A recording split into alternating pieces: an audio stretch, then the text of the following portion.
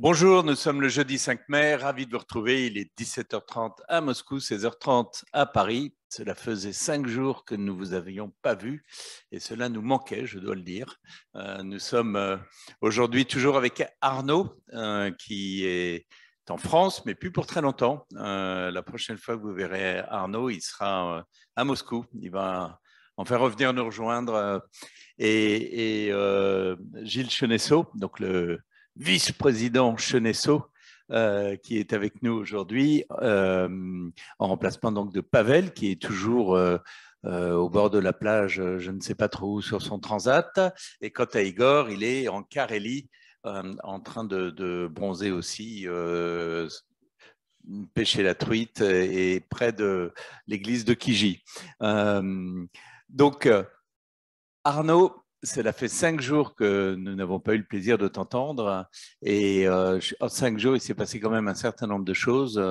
Macron a parlé à Poutine, il y a eu des dialogues assez intenses, enfin une rhétorique assez intense entre les États-Unis et la Russie. Il y a eu de nouvelles sanctions européennes formidables. Donc, Arnaud, je pense que tu as un certain nombre de choses à nous dire aujourd'hui. Et comme tu es tout seul, ben, tu vas avoir la parole longuement pour toi tout seul aujourd'hui.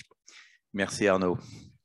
Merci Président, bonjour à tous. Je suis aussi ravi de vous retrouver, même si, encore une fois, je n'ai guère de bonnes nouvelles à annoncer.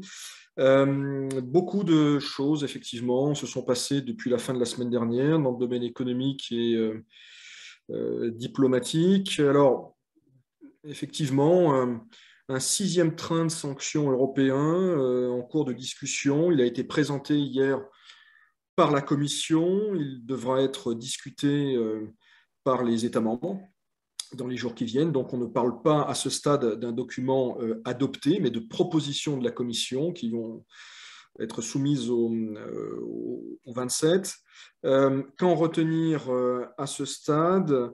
Ainsi qu'on l'avait dit précédemment, une proposition portant sur un embargo sur les importations de pétrole russe. Alors un embargo qui serait par étapes, avec, semble-t-il, des exemptions pour 1 an, 18 mois, peut-être 2 ans, exemptions que négocient plusieurs États membres, parmi lesquels la Slovaquie, la Hongrie, la Bulgarie, qui dépendent du pétrole russe, dont les raffineries sont destinées pour du pétrole russe. Donc, ce ne serait pas une mesure immédiate, mais elle aurait évidemment un impact symbolique fort. Elle aura, c'est difficile à mesurer, mais un impact économique également fort, à la fois pour la Russie et pour l'Union européenne. La question, enfin l'une des questions étant de savoir qui sera frappé le plus fort et qui en pâtira en premier.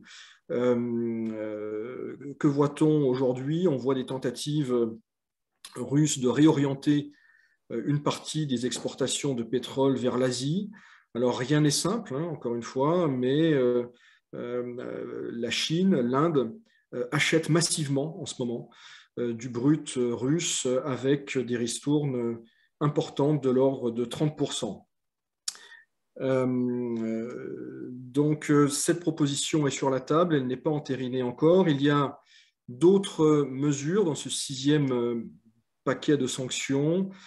3 banques russes seraient débranchées du système SWIFT, parmi lesquelles Sber et Rossellkosbank, qui est le crédit agricole russe, une banque d'État. On a vu également passer des propositions visant à interdire aux ressortissants russes d'acheter des biens immobiliers sur le territoire de l'Union européenne. Pour en revenir à l'embargo pétrolier, l'Union européenne souhaite également entraver la stratégie de diversification russe que j'ai décrite tout à l'heure en sanctionnant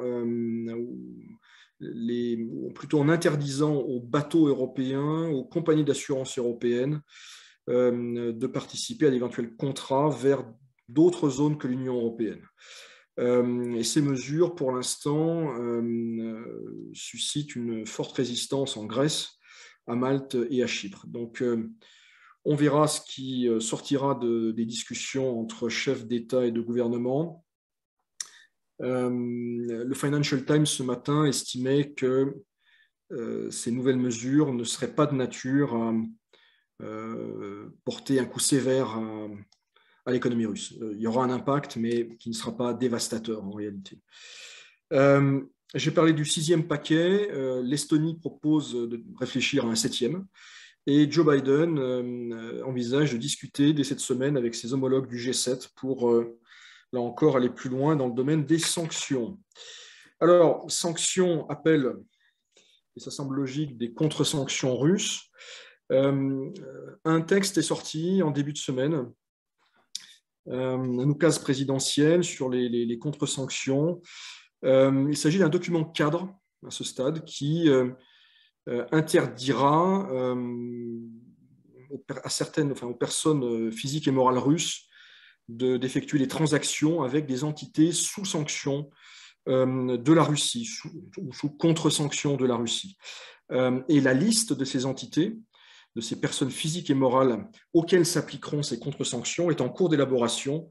Le décret de Vladimir Poutine mentionne 10 jours pour l'élaboration de cette liste. Donc on sera fixé après le 9 mai sur qui ça va concerner.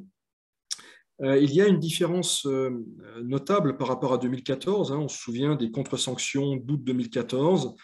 Il s'agissait à l'époque principalement d'un embargo sur certains biens agroalimentaires, des restrictions d'importation vers la Russie. Cette fois-ci, ce serait plutôt des restrictions à l'exportation. C'est-à-dire que la Russie interdirait à certains agents économiques d'exporter vers certains pays considérés comme inamicaux. Donc on voit un changement de paradigme russe.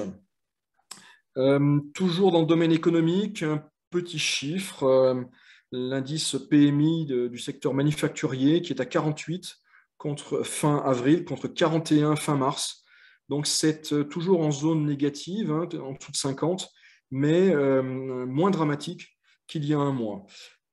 Enfin, un dossier à la confluence de l'économie et de la politique étrangère, la Finlande qui annonce résilier un contrat avec Rosatom, contrat portant sur la construction d'une centrale nucléaire en Finlande. La Finlande, on en a parlé lors de nos derniers briefings, un pays neutre depuis la Deuxième Guerre mondiale qui envisage très sérieusement, dès la semaine prochaine peut-être, d'officialiser une candidature à l'OTAN. Toujours dans le domaine nucléaire civil, le patron de Rosatom s'est rendu à Istanbul, où il a eu des entretiens avec le chef de l'AIEA, l'Agence internationale de l'énergie atomique, pour discuter notamment de la centrale ukrainienne de Zaporizhia, qui est actuellement sur un territoire contrôlé par la Russie. Et par ailleurs, M. Likhatchov, patron de Rosatom, a également eu un entretien avec des dirigeants hongrois. Je rappelle que la Hongrie a signé un contrat il y a quelques années pour se doter d'une nouvelle centrale, d'une nouvelle tranche en réalité, d'une centrale à Pax sur le territoire hongrois. Donc, et la Hongrie, manifestement, a l'intention, à la différence de la Finlande, de mener à bien ce contrat. J'en viens maintenant aux questions de politique étrangère. J'allais dire diplomatique, mais pas vraiment, puisque la diplomatie n'a pas vraiment voix au chapitre en ce moment. Ce serait plutôt les armes qui parleraient. On a eu une visite de Mme Pelosi à Kiev en fin de semaine dernière, dimanche dernier, pendant que Mme Biden se trouvait en Slovaquie, où elle accueillait des réfugiés ukrainiens, ce qui est un autre volet, une autre illustration de la montée en puissance du soutien américain à l'Ukraine, soutien symbolique, politique, diplomatique et également militaire. On en a parlé avec l'octroi d'une aide, en tout cas une demande de la Maison-Blanche au Congrès portant sur une aide globale de 33 milliards de dollars, dont 20 porterait sur une assistance militaire. Par ailleurs, autre dossier qui fait couler beaucoup d'encre à Moscou, en Israël et dans la presse internationale, c'est la rapide dégradation des relations bilatérales entre Tel Aviv et Moscou. On en avait parlé là aussi avec Igor lors de nos précédentes séances. On avait vu venir cette tendance. Elle s'est singulièrement accentuée après la publication d'un entretien de Sergei Lavrov dans la presse italienne, dans lequel le ministre des Affaires étrangères russe estimait finalement que être juif n'était pas une garantie contre l'antisémitisme. Hein. Il estimait que, en tout cas, il en voulait pour preuve qu'Hitler avait des origines juives, ce qui a évidemment suscité une très forte émotion en Israël, mais pas seulement. Israël qui a convoqué l'ambassadeur de Russie. Il y a diverses demandes d'excuses, y compris du grand rabbin de Russie, qui a suggéré à Lavrov de s'excuser. Et parmi les signaux complémentaires, il y a cette rencontre entre des diplomates russes et des représentants du Hamas. Donc, alors pourquoi cette dégradation? Alors finalement, il y a quelques semaines, on parlait d'une possible médiation israélienne. Il y a, je pense, une modification de la position israélienne. Il y a aujourd'hui sur la table de possibles livraisons d'armes israéliennes à l'Ukraine, et on sait qu'Israël détient des armes redoutables. Et je serais tenté de dire que le capital diplomatique bilatéral accumulé ces dernières années, en tout cas lors non pas de la présidence, mais de la mandature Netanyahou, ce capital semble s'évaporer très rapidement. Alors, on verra la suite, mais c'est évidemment une donnée importante. En tout cas, on peut considérer que Israël ne sera plus porteur de solutions dans la crise ukrainienne. C'est aussi le sens en tout cas, l'une des conséquences de ces tensions. Ce qui nous ramène à la Turquie, Turquie qui aujourd'hui fait figure de seul médiateur encore actif et qui semble avoir quelque espoir d'aboutir. Un conseiller de la présidence turque s'est rendu le week-end dernier à Kiev. Aucune information n'a filtré sur la teneur de ces entretiens. Autre entretien important, même si là encore on ne sait pas très bien si ça peut aboutir à quelque chose d'important, mais en soi il est significatif, c'est celui entre les présidents russes et français, Poutine et Macron. C'était le premier depuis le 29 mars. Alors évidemment, dans une période aussi tendue, avec des positions de départ aussi éloignées, il est très intéressant et très instructif de lire les communiqués publiés par les deux parties. Et ils sont très différents. Les deux, Moscou et Paris, ne mettant évidemment pas l'accent sur les mêmes dossiers. La France dit avoir soulevé évidemment la question de Mariupol, de l'évacuation des civils restants sur le site d'Azovstal. Le président français a également parlé de l'impact de la crise actuelle sur la sécurité alimentaire globale, du fait, selon lui, du blocage des ports ukrainiens et donc des entraves aux exportations de céréales en particulier. La partie russe, elle, a surtout été plus laconique et a surtout insisté sur le fait que les livraisons d'armes occidentales à l'Ukraine devaient cesser. La France, qui par ailleurs vient de rajouter 300 millions d'euros au pot, si j'ose dire, dans le cadre d'une conférence qui se tient actuellement, une conférence d'aide financière à l'Ukraine. Deux autres petites nouvelles ou signaux, toujours dans le registre diplomatique. Un entretien assez long et assez rare du président biélorusse, Loukachenko, à l'agence Associated Press, dans lequel il dit que, selon lui, l'opération spéciale russe traîne en longueur. En russe, c'est Zatinouly. Ce qui manifestement ne correspond pas à ce qu'il avait imaginé. La Chine, qui, elle, pour sa part, déclare souhaiter que l'opération spéciale cesse rapidement. Est-ce que c'est simplement un souhait au nom des droits de l'homme ou est-ce que c'est un signal adressé à Moscou?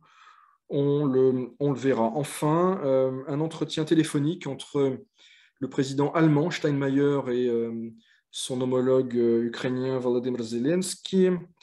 C'est important parce qu'il y a eu une brouille ces derniers temps. La partie ukrainienne avait fait savoir que Steinmeier n'était pas le bienvenu à Kiev en raison de ses prises de position passées sur Nord Stream 2, sur ce qui était décrit comme une forme de complaisance à l'égard de Poutine et de la Russie, plus vraisemblablement aussi parce que Steinmeier avait mis sur la table un compromis pour mettre en œuvre les accords de Minsk, la fameuse formule Steinmeier que l'Ukraine n'a jamais voulu envisager. Et donc Kiev avait un compte à régler avec le président allemand qui incarne finalement cette tradition SPD de dialogue d'ostpolitique à l'égard de la Russie. Ce qui s'est passé aussi, c'est que l'ambassadeur ukrainien à Berlin a fait un certain nombre de déclarations très surprenantes et qui rendent d'autant plus étonnante ce dialogue. Il a qualifié Steinmeier, enfin, d'andouille, de liverna kalbasa. Je crois que c'est ça en russe. Donc on voit que l'Ukraine culpabilise l'Allemagne, met la pression sur l'Allemagne, insulte parfois les autorités allemandes, et manifestement ça marche. Et l'Allemagne, dans une démarche apparemment repentante, est en train d'infléchir ses positions sur un certain nombre de dossiers, notamment sur les livraisons d'armes. Donc on voit qu'il y a une forme en tout cas un ressort psychologique que les Ukrainiens ont très bien saisi et qu'ils n'hésitent pas à utiliser. Alors, quelques conclusions générales en ce 5 mai, sans entrer trop dans les détails militaires, puisque, je le rappelle, nous avons pris le parti de ne pas en parler publiquement. Or, c'est quand même aujourd'hui l'élément le plus important. Ce sont les armes, malheureusement, qui vont décider de la suite. Donc, il y a une bataille, vous le savez, dans le Donbass, une bataille de grande ampleur, avec également des frappes russes à longue portée sur des infrastructures ukrainiennes sur l'ensemble du pays, y compris l'extrême ouest et l'extrême sud. Frappe dont l'objectif est apparemment d'entraver ou de ralentir l'arrivée de l'aide militaire occidentale. Deuxième point, en guise de conclusion, tout le monde attend le 9 mai et attend de voir ce que Vladimir Poutine dira. S'il fera de grandes déclarations et, cas échéant, quelle sera leur teneur. Il est possible aussi qu'il ne se passe rien de particulier et que les choses, le 9 mai au soir, ne soient pas très différentes du 9 mai au matin. Mais en tout cas, Vladimir Poutine s'exprimera. On sait qu'il prend la parole tous les ans sur la place rouge. Il serait assez extraordinaire et pour le coup mal compris qu'il ne parle pas. Donc son propos, quel qu'il soit, même si ce sont des silences, seront importants dans le contexte actuel. Voilà, Président, ce que je pouvais dire aujourd'hui. Merci beaucoup Arnaud, c'était très complet, effectivement. Tu as parlé notamment de la repentance allemande, c'est un long sujet, on pourra en faire une thèse. Mais on a un certain nombre de questions. Enfin, vous pouvez d'ailleurs poser plus de questions parce qu'on n'en a pas beaucoup, mais on en a quelques-unes. Une question sur les adhésions à l'OTAN de la Suède et la Finlande. Doivent-elles faire l'objet de consensus parmi les États membres? Oui, absolument. Alors, pour l'instant, seul le président croate a indiqué qu'il, s'il était consulté, il s'exprimerait contre, pour d'autres raisons, pas forcément liées à la Scandinavie, mais plutôt aux Balkans occidentaux et à la Bosnie en particulier. Bon, je ne pense pas que le président croate soit en mesure de résister à des pressions américaines solides, et elles seront fortes, je pense. L'Allemagne, la France, l'Italie ont d'ores et déjà fait savoir qu'ils soutiendraient, le cas échéant, une candidature. Le directeur politique du ministère finlandais des Affaires étrangères a été reçu aujourd'hui, hier, par M. Herrera, son homologue français. Donc, bon, je pense que sur le principe, c'est réglé. En tout cas, il n'y aura pas je ne vois pas de problème parmi les États membres. Je doute que Orban ou le président tchèque, qui ont pu avoir des velléités il y a quelques années, faire entendre une voix différente sur les dossiers russes, je doute que là-dessus, ils sortent du bois. Il peut y avoir peut-être, mais c'est à vérifier, en Suède ou en Finlande, l'opinion publique ces dernières semaines a plutôt viré dans le sens de l'adhésion. Il peut y avoir, on dit qu'il n'y a pas d'unanimité au sein du Parti social-démocrate suédois. Enfin, je pense que la tendance est quand même à une adhésion rapide.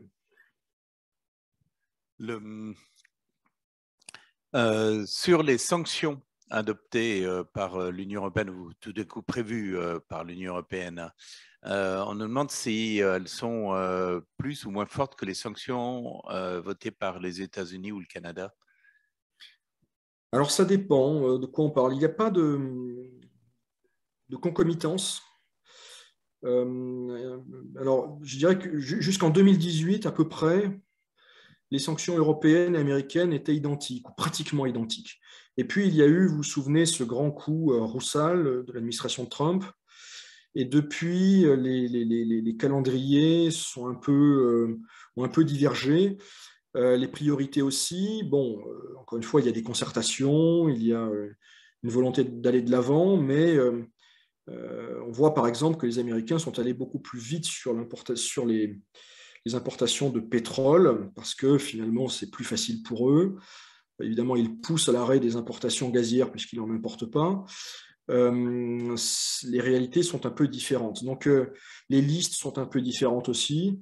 On pourrait également regarder ce que font les Britanniques, les Australiens, les Canadiens. Chacun a ses sanctions finalement la philosophie est évidemment la même, mais il y a parfois quelques petites différences de casting et de secteur. Donc c'est difficile de dire les unes sont plus dures que les autres. Toutes sont dures en réalité, mais il y a quelques nuances en fonction des réalités géoéconomiques des uns et des autres. Sur le ban du pétrole que la Hongrie a refusé, et ils vont, si j'ai bien compris, ils vont en discuter prochainement. Ils veulent essayer d'arriver à un accord pour le 9 mai, date du sommet européen. Est-ce que c'est vraiment un problème pour les États-Unis, pour la Russie, excuse-moi, parce que effectivement ils peuvent reswitcher leur livraison de pétrole de l'Europe vers l'Asie ou vers d'autres pays. C'est ce que tu disais quand la Chine et l'Inde, je crois, ont augmenté leur importation de pétrole. Donc, est-ce que c'est vraiment un problème pour la Russie? Parce que tel que c'est présenté par Madame von der Leyen, c'est le coup de grâce pour la Russie. Alors, c'est un problème pour la Russie, d'abord parce qu'une partie du pétrole est exportée par tube. C'est d'ailleurs là que l'interdépendance est la plus forte, puisque généralement, le long de ces tubes, il y a des raffineries. Donc, les pays qui ont demandé des exemptions, Slovaquie ou Bulgarie, Hongrie, ce sont des pays qui sont traversés par des tubes, qui ont des raffineries qui sont paramétrées pour du brut russe. Et qui ne peuvent pas être reparamétrés en quelques jours, quelques semaines, ni même quelques mois. Alors, la question, c'est est-ce que ces pays vont être exemptés ou est-ce qu'ils vont mettre un veto? L'Union européenne, pour éviter un veto, va sans doute exempter un certain nombre de pays de ces mesures. Donc, ce sera des sanctions partielles en réalité, un peu trouées, mais pour pouvoir les annoncer. Ça reste un problème pour la Russie malgré tout, parce que, encore une fois, tout n'est pas réorientable immédiatement, et surtout, ça a un coût. Alors, il faut un peu de temps pour la logistique. Donc, évidemment, il y a les tankers, vers la Chine, vers l'Inde, vers d'autres pays. Bon, ça peut se faire assez rapidement, malgré les obstacles que les Européens et peut-être les Américains souhaiteront mettre. Construire d'autres tubes, c'est pas forcément facile, d'abord parce qu'ils existent. Il y a déjà un tube qui a été construit en direction de la Chine. Est-ce que la Chine souhaite avoir un tube supplémentaire? C'est pas certain. Donc ça a quand même un impact possible. Et je rappelle que le pétrole rapporte beaucoup plus à la Russie, à l'État russe, que le gaz. Donc, le flux financier concerné est plus important. Il y a un autre paramètre qu'il faut bien avoir à l'esprit. Alors, j'ai parlé tout à l'heure des ristournes importantes consenties par les compagnies russes aux acheteurs indiens et chinois notamment, mais il y en aura sans doute d'autres. de l'ordre de 30%. Ça veut dire que la Russie, alors que le baril de Brent est à 105, 110, elle vend son pétrole à 70. Voilà, ça a un coût aussi. Alors, tant que le Brent est à 110, ça peut tenir. Si jamais, ça paraît très peu probable, enfin, un jour, ça arrivera. Le jour où le pétrole redescend à 80, 70 ou 60, ça sera beaucoup plus problématique pour la Russie d'accorder ces ristournes. Mais on peut penser qu'entre-temps, soit les sanctions vont être élevées, ne rêvons pas trop, soit les circuits logistiques et financiers auront été ajustés et donc les remises seront moins importantes. Donc ce n'est pas indolore, mais ce n'est certainement pas mortel pour la Russie. Mais est-ce qu'il y a des mesures qui seront prises par l'Union européenne pour justement éviter les exportations du pétrole vers l'Asie? Donc j'ai parlé on n'a pas encore vraiment les détails, mais il y aura des interdictions d'assurer le fret, donc d'assurer les tankers, interdiction de transporter du brut ou des produits raffinés d'ailleurs, sous pavillon européen. Donc c'est la raison pour laquelle les Grecs, par exemple, s'y opposent. Donc il faudra voir ce qui va être négocié. Ça paraît difficile. Ça paraît difficile d'entraver un petit peu peut-être, mais complètement certainement pas. Alors oui, je vois une question. Ça va aussi être indolore pour l'Europe? Non. Là aussi, ça aura un coût. Ça aura un coût à la pompe.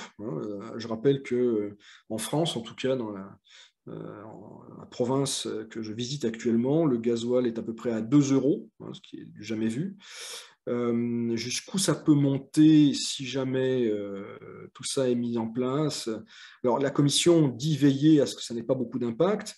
Enfin, j'observe que le vice-chancelier en charge de l'économie aujourd'hui a quand même dit qu'il pourrait y avoir des ruptures d'approvisionnement dans certaines régions d'Allemagne et un impact à la pompe. Alors les cyniques diront qu'en France, en tout cas, les élections sont passées, en tout cas les présidentielles.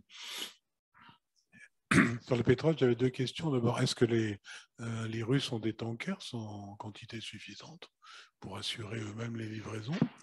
Et la deuxième, est-ce que la baisse de prix qu'ils sont obligés d'accorder, 30%, ça ne les met pas sous la pression de l'OPEP ou autres qui doivent trouver que ça fait une concurrence un peu déloyale et une offensive baissière sur le pétrole? Alors, pour la première question, tout le brut, je n'ai pas les chiffres précis, mais tout le brut russe n'est pas acheminé, exporté par des bateaux russes. Ça peut être des bateaux panaméens, des bateaux chinois, indiens ou autres. Après, là encore, ce serait intéressant peut-être d'avoir un invité surprise, pas facile à identifier, mais d'avoir un trader pétrolier. Mais parce qu'il y a beaucoup de... Le pétrole est russe et puis à un moment cesse d'être russe. Et là, ce qu'on voit actuellement, c'est qu'il y a des exportations sans destinataires finaux.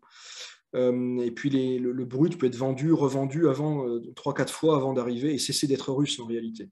Donc tout ça, je pense qu'il y aura beaucoup de manipulations, beaucoup de stratégies de contournement de toute façon. On disait jusqu'à une date récente que par exemple Shell, qui avait certifié avoir cessé d'acheter du pétrole russe, en fait le mélangeait à Riga avec d'autres brutes et que c'était moitié-moitié, enfin 49%, et donc il n'était plus considéré comme russe.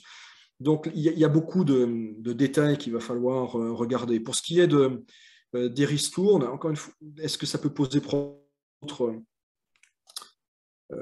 aux autres pays membres? Je ne crois pas, parce que les autres vendent très cher. Donc, et ils continuent à vendre très cher. Ce n'est pas, il n'y a pas de baisse de la demande. Alors, on dit qu'en raison des événements à Shanghai, la Chine importe un peu moins, mais enfin, ça va pas, c'est pas structurel.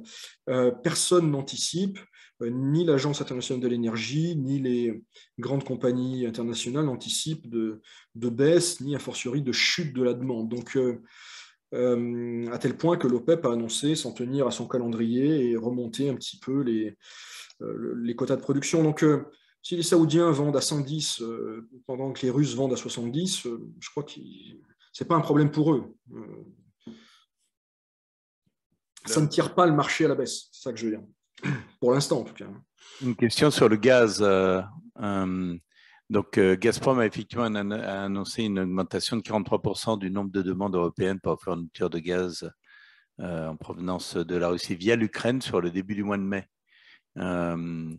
Et alors on nous demande est-ce que les pays européens font cela pour forcer Gazprom à payer plus de fils de transit à l'Ukraine, ce qui serait étonnant, ou est-ce qu'ils font cela pour alimenter en gaz les pays qui ont été coupés du gaz russe, à savoir la Bulgarie et la Pologne? Ni l'un ni l'autre, mon président. Ce serait plutôt, je pense, pour accélérer la reconstitution des stocks. Les réservoirs en Europe sont bas, enfin les niveaux dans les réservoirs sont bas. Alors ça dépend des pays, mais c'est de l'ordre d'un tiers. Et on ne sait pas très bien ce qui va se passer à l'automne. Or, passer un hiver en Europe sans gaz russe, c'est impossible. Sauf à ne plus chauffer ou très peu chauffer les appartements, à arrêter la moitié de l'industrie allemande, etc., etc. Ce que personne n'envisage sérieusement, je pense.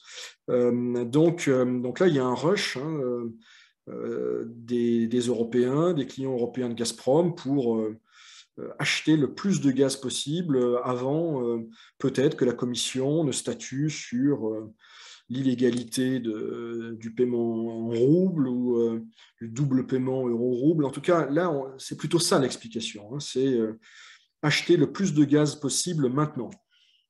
Ouais, alors on nous demande est-ce que les acheteurs peuvent imposer à Gazprom le pipeline d'approvisionnement. Ça, j'en doute, parce que le pipeline va justement dans différentes raisons. Non, généralement, mais bon, ça sera vérifié, mais dans les contrats figurent des points de livraison. Donc, il y a des points de livraison à tel terminal gazier.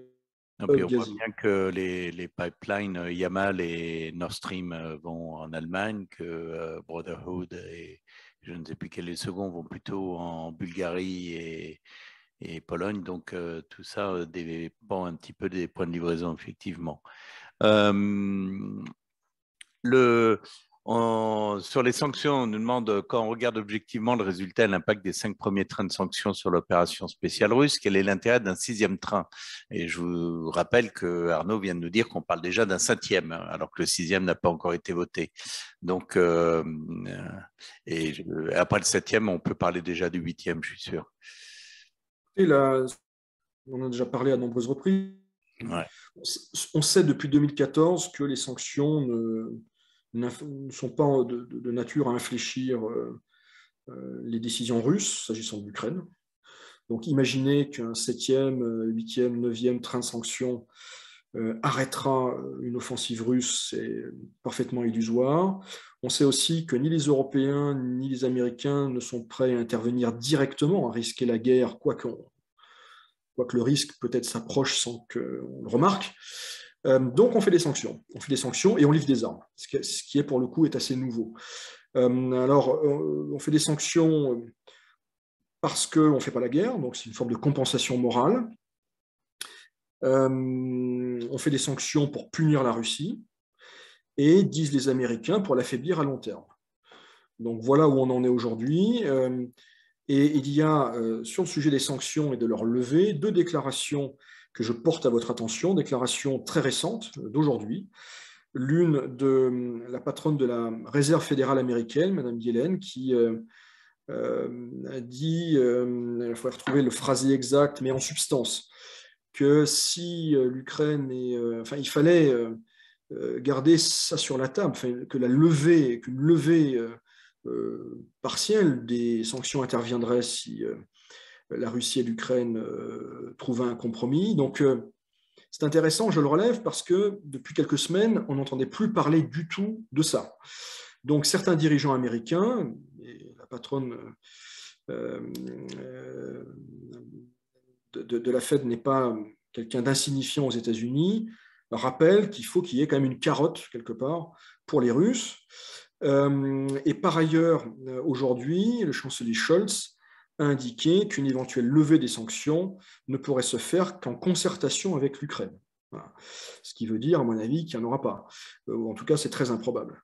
Donc, voilà un petit peu où on en est sur ce dossier. Et par ailleurs, la secrétaire d'État au commerce américain, Mme Yellen, a dit aussi qu'il fallait, si jamais les choses s'amélioraient, il faudrait songer à lever les sanctions. Donc les Américains en parlent de la levée des sanctions, beaucoup moins les Européens.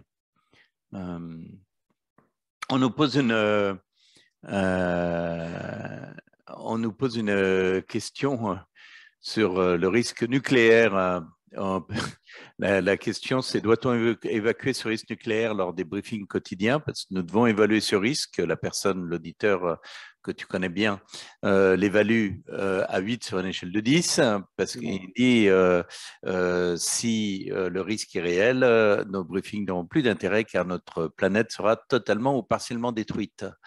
8 sur 10, ça me paraît très surévalué. Très surévalué. Encore une fois, on ne peut rien exclure.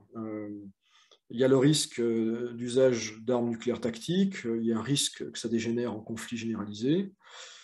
Moi, je dirais plutôt à ce stade 3 sur 10, 3-4 sur 10, voilà, mais pas 8.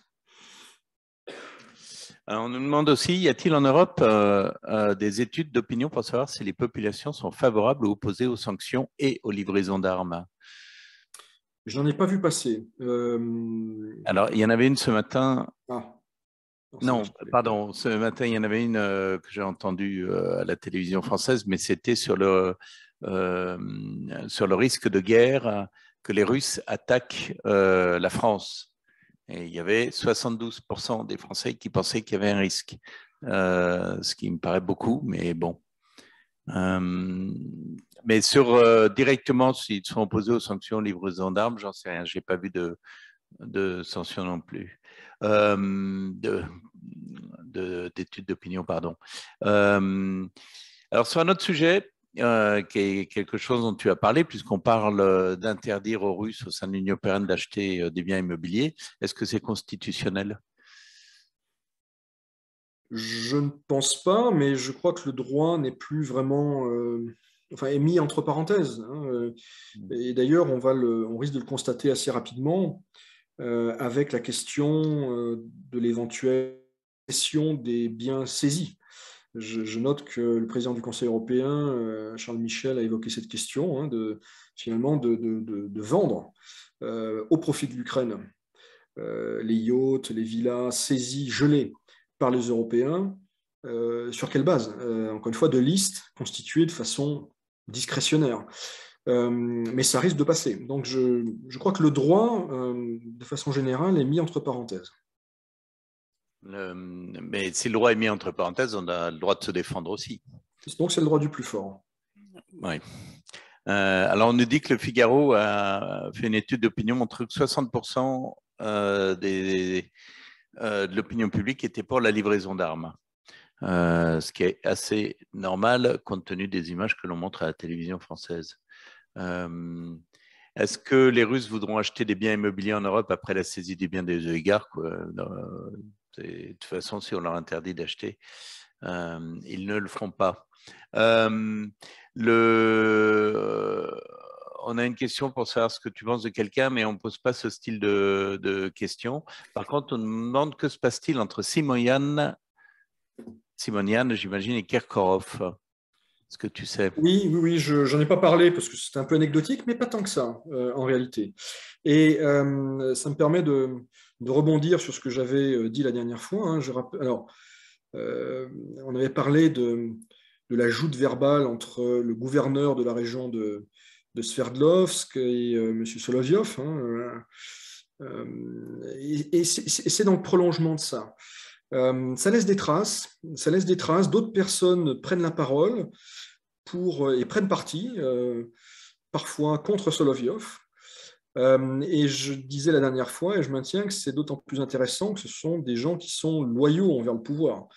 On ne parle pas d'une opposition entre les porte-paroles les plus en vue du Kremlin et l'opposition hors système. Non, là c'est un gouverneur qui s'est exprimé contre Solovyov, et Kirkorov s'est exprimé et a demandé à ce qu'on fiche la paix, passez-moi l'expression, à Galkin et à d'autres personnalités du monde du show business, de la télévision, des blogueurs qui se sont exprimés contre l'opération spéciale. Donc, encore une fois, ça a peut-être plus de portée qu'un éditorial du Monde ou du Guardian, ce genre de prise de parole, qui peut paraître un peu superficiel ou pas très sérieuses. Ça porte plus, en tout cas, en Russie. Sur l'Asie centrale, on nous dit qu'elle semble être assez discrète sur ce conflit. Qu'en est-il réellement? La Russie perd-elle son influence sur cette zone traditionnellement acquise? Non, pas à ce stade, mais on en avait parlé là encore. Hein. Les pays de la zone, surtout les grands pays, c'est-à-dire le Kazakhstan et l'Ouzbékistan, sont très mal à l'aise. Alors, ils ne sont pas les seuls dans cette situation, mais ils sont très mal à l'aise parce que le Kazakhstan, la question du monde russe, des russophones, on en parle, on en parle. Et puis, il y a eu cette intervention de l'armée russe au début de l'année à la demande des autorités. Donc, ils sont vraiment dans une situation compliquée. Le Kazakhstan a rappelé son attachement à l'intégrité territoriale de l'Ukraine. Bon, c'est vraiment la quadrature du cercle. Donc, se taire est sans doute la meilleure solution pour eux à ce stade.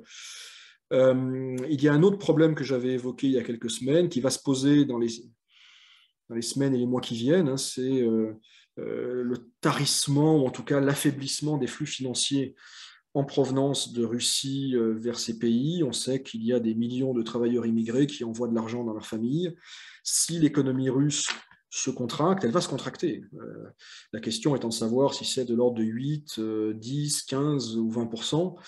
Eh bien, il va y avoir un impact socio-économique dans ces pays-là. Alors, moins au Kazakhstan, plus en Ouzbékistan, au Kyrgyzstan et au Tadjikistan. Donc, il y a un effet en chaîne, hein, un effet boule de neige qui risque de se produire.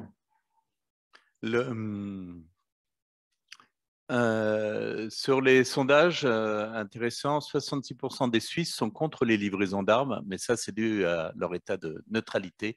Ils sont très à cheval sur la neutralité de la Suisse, en tout cas la population. Et 64% seraient d'accord pour que la Suisse suive un éventuel embargo à venir sur les importations de gaz et de pétrole russe.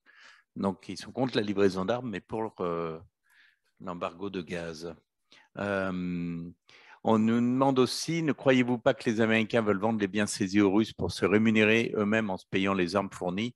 Je pense qu'ils ont dit qu'ils reverseraient l'argent à l'Ukraine, donc je ne suis pas sûr que ce soit pour se rémunérer eux-mêmes. Et pour le coup, il y en a moins, je pense, aux États-Unis qu'en Europe. Oui, de toute façon, c'est assez peanuts pour eux. Y a-t-il des invités étrangers pour le défilé du 9 mai?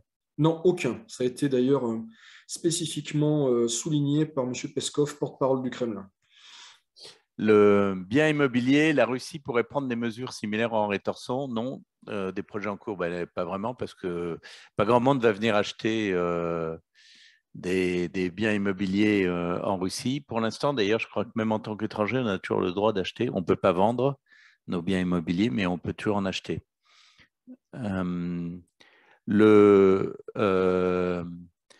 Voyez-vous une mesure qui permettrait d'offrir à la Russie une porte de sortie honorable tout en apportant la paix en Ukraine qui n'aurait pas encore été étudiée? Ça, c'est une vraie question philosophique. Oui, enfin, encore faut-il le vouloir. Et quand je dis le vouloir, c'est qu'il y ait une puissance tierce qui souhaite vraiment s'impliquer. Je pense que la Turquie est dans cet état d'esprit. Après, il y a les positions de la Russie et de l'Ukraine. Que veulent-ils aujourd'hui? Que sont-ils prêts à entendre, à céder par rapport à leurs objectifs initiaux ou à leur situation au 24 février? Je pense encore une fois que la Russie ne peut pas se satisfaire de la situation militaire actuelle et l'Ukraine espère pouvoir retourner les choses grâce à l'aide occidentale. Alors, sur les biens immobiliers, on nous parlait de la saisie. On n'a plus qu'une minute, alors je ne vais pas poser 36 000 questions, mais on parlait de la saisie des biens immobiliers pour les étrangers en Russie. Moi, j'y crois pas, mais tout est faisable, tout est possible, et il y aura certainement des demandes en la matière de la part des députés de la Douma, mais il n'est pas sûr que ce soit suivi. Enfin, je ne pense pas que ce soit suivi. Rapidement, Arnaud, quid de la Chine en tant que faiseur de paix? On en avait parlé au tout début. Ceci dit, la Chine est en retrait, préfère être en retrait. Officiellement, on voit que malgré tout, elle ne se désolidarise pas de la Russie. Hein. Donc, est-ce qu'elle pourrait être un intermédiaire acceptable pour la Russie? Je pense. Mais il y a quand même plusieurs questions. D'abord, est-ce qu'elle le souhaite vraiment? Je pense qu'elle ne le fera que si elle est sûre de réussir. D'autant plus que là, on parle du théâtre européen, donc ce n'est pas vraiment chez elle. Elle prendrait un risque. Donc ça veut dire, est-ce que l'Ukraine, en réalité, est prête à accepter une médiation chinoise? Je pense que les Américains feront tout pour que ça ne se produise pas. Et ensuite, on en est toujours à ce que j'ai dit précédemment, c'est-à-dire des positions aujourd'hui très, très éloignées, et beaucoup plus éloignées qu'il y a un mois, semble-t-il. Donc, ce serait un très gros coup pour la Chine, hein, que les choses soient claires. Ce serait un tremblement de terre géopolitique si c'était la Chine qui apportait la paix sur ces terres slaves. Je pense qu'elle, comme c'est une puissance raisonnable, en tout cas à ce stade, elle ne prendra pas le risque de s'exposer à un échec. Mais si l'Ukraine le demande et si l'Ukraine passe outre des réserves américaines qui me paraissent inévitables, c'est possible. Je doute qu'il passe outre. On nous demande ce qu'on pense de la position de la presse française. On ne répondra pas à cette question. Je vous dirais juste que je préfère écouter Arnaud. D'ailleurs, on nous dit qu'il est très bien, notre Arnaud, un des meilleurs experts sur l'ensemble des points liés au conflit. Donc tu me gardes, c'est ça? Donc je te garde pour l'instant, Arnaud. Hein. C'est gentil. Jusqu'à la fin du conflit. Oui, allez, une dernière question et on répond à plus d'autres questions. Poutine demande aux Occidentaux d'arrêter les livraisons d'armes aux Ukrainiens. Y a-t-il une ligne rouge qui se dessine et que peut réellement faire Poutine en la matière? Là, on est dans la question la plus sensible, hein, c'est-à-dire qu'il y a un changement quantitatif et qualitatif de la part des Occidentaux. S'agissant de la France, par exemple, les systèmes César, une dizaine, c'est de l'artillerie à longue portée, 40 km, c'est très performant. Et quantitatif, puisque les Américains sont prêts à mettre 20 milliards sur la table. Donc, pour la Russie, qui par ailleurs donne l'impression, pas forcément trompeuse, de patiner sur le terrain, ça ouvre des perspectives très négatives. Donc, la question, donc c'est très contrariant pour la Russie, c'est problématique, même plus que ça, que peut-elle faire? Alors elle fait déjà des choses, hein, je l'ai dit, elle bombarde des ponts ferroviaires en particulier aux quatre coins de l'Ukraine pour ralentir et entraver ces livraisons, mais ça ne stoppe pas le flux. Donc ce qui constituerait une vraie escalade et ce qui pourrait ouvrir la voie à une vraie guerre entre l'OTAN et la Russie, ce serait par exemple si Moscou décidait de frapper un aéroport polonais, l'aéroport de Gévouche, où atterrissent tous les jours peut-être pas des dizaines, mais enfin plusieurs avions américains et européens. Là, ce serait une escalade majeure qui ouvrirait la voie des scénarios qui peuvent paraître insensés. Mais je dirais que c'est la seule façon de faire cesser le flux d'un point de vue militaire. Donc, la Russie, en réalité, a assez peu de leviers, ralentir et elle-même faire ce qu'elle pense devoir faire d'un point de vue militaire dans le Donbass, que apparemment elle ne parvient pas vraiment à faire, en tout cas pas dans les temps qu'elle imaginait. Merci beaucoup Arnaud, c'est toujours très clair, tes explications sont toujours parfaites et tu as une grande connaissance du sujet, c'est certain. Gilles, tu as des petits messages à nous faire passer. Bien. Ça marche. Hein, oui, tout à fait. Donc, déjà, je voulais vous remercier de votre fidélité parce que c'est bien d'avoir tant de monde et c'est toujours agréable pour notre 51e briefing. On est numéroté, c'est pas mal.